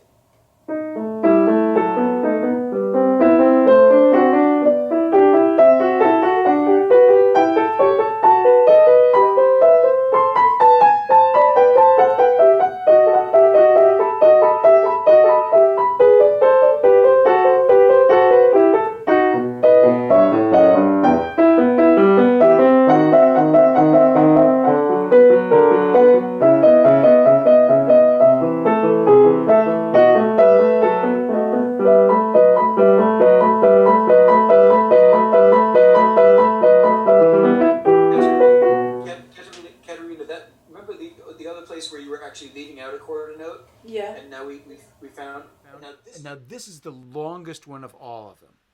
So we have to make some kind of plan, and we don't even have to decide beforehand. But there's definitely got to be an even longer dynamic plan for this Vivaldi moment. So I think we've built up a pretty good head of steam. Yeah, actually,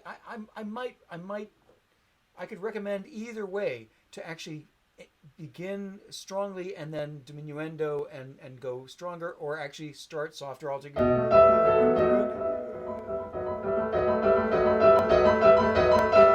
And so we actually crescendo, and we can actually create more and more space between each of the sixteenths. So at a certain point, we don't even have to get too much louder, but we can get much broader, more expansive. Can we try that? Where's a good place to? Is that okay?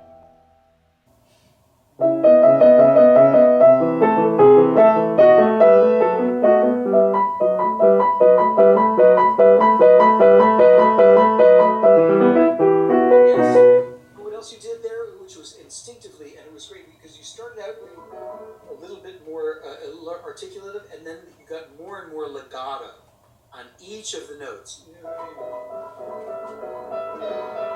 And so at a certain point, you didn't even have to get loud because we could feel the mass was building, the massiveness of it was building. Mm-hmm. Once more, anywhere you like around that passage.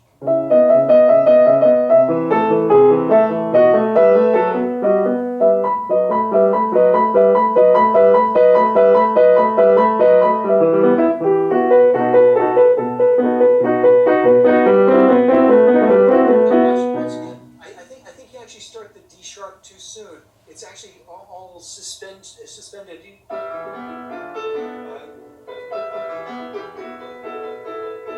All suspended. Mine is marked D sharp after the E. I go.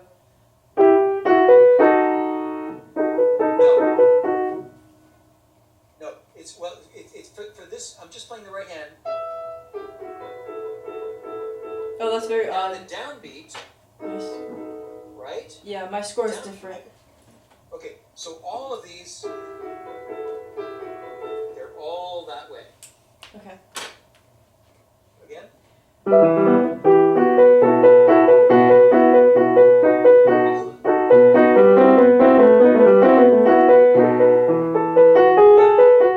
here again, this can be our return to freedom.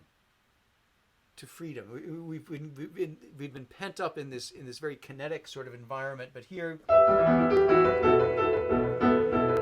and even though we're still kinetic in the right hand, it really needs to be free in the left hand. Let the left hand be the police, not the right hand. You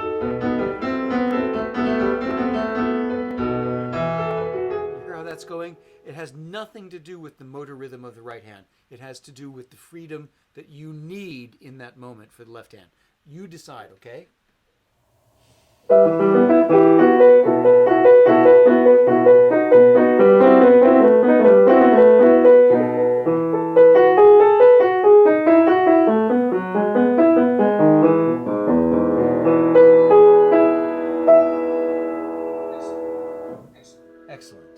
Excellent. And I think, you know what, you've also earned, Caterina, a great deal of sonority. You've worked this sonority so well that I think it's once we get to this point, I think it's a great organum sound. And I don't think our return to one voice need deter us from making a beautiful warm sound.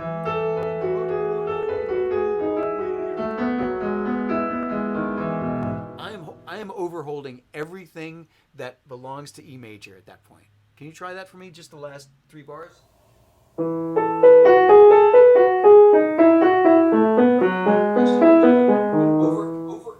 Overhold it like crazy. Overhold it like crazy. That way you don't even need the pedal because you're creating this wonderful. You're creating more E major than we can even know what to do with.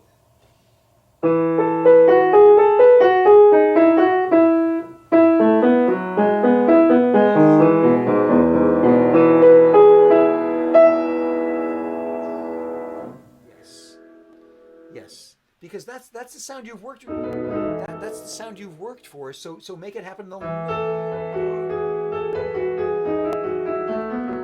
you hear? I'm overholding all of the harmony notes.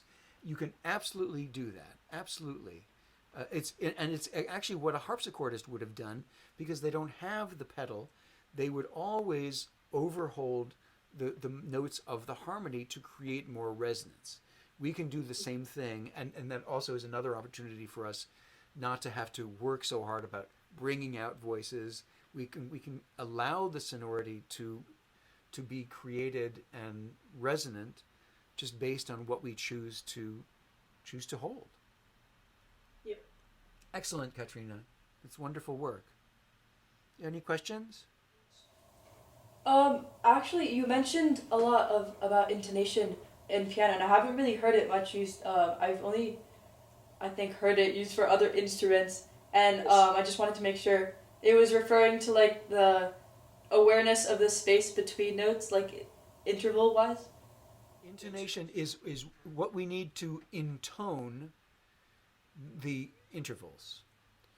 So when we intone, in other words, the idea of intonation, we are used to thinking of it in terms of being in tune, but to intone is to convey the sense of an interval. Okay. So the intonation of a minor second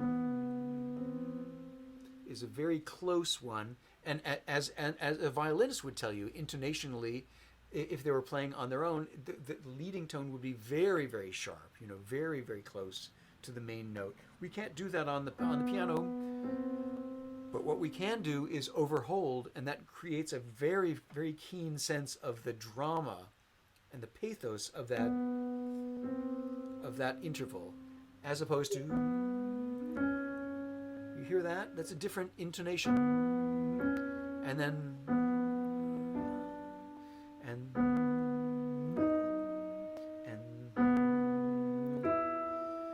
it's not, it's really,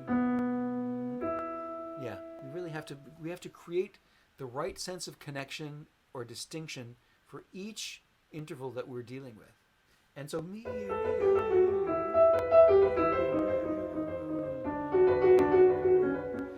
have to have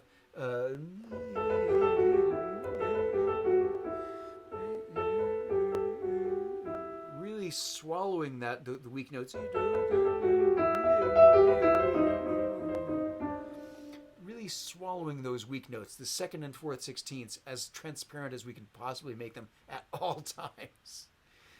Does that answer a little bit of a question on intonation?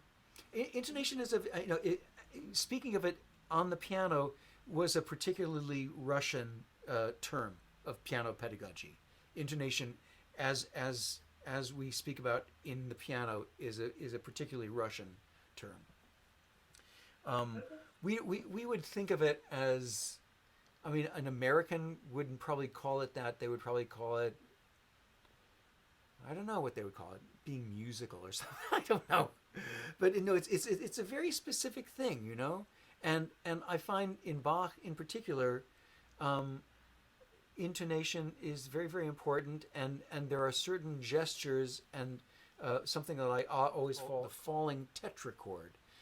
Whenever he has a sense of four falling steps, like for instance the F major, he actually has them slurred, and that also would mean something very particular in his time. It would mean exactly the kind of overholding that I'm describing, and it would also describe a sense of space between notes of a slur and the next slur. But the falling tetrachord is always going to be falling dynamically. It's never going to be. It's just never going to be. In the same way, and that comes in very handy, Caterina, because when we come into contact with lots of running notes, we're always dealing with this intonation as regards the contour of a particular line. Okay. Oh my God! Here we are, and I've obviously got the time wrong because this is my call from Australia. This is Ashley on the phone right now. I'm going to take that, and this was so wonderful. Yeah, thank you so much.